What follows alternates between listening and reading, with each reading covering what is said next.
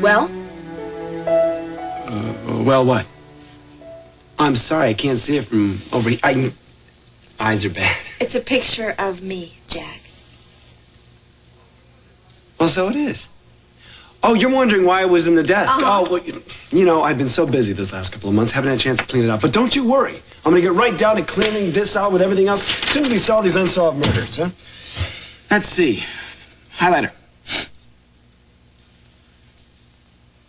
Well, be careful, that could go off. Thank you. Let's get to work. Okay. Whatever you say, Jack. Let's get to work.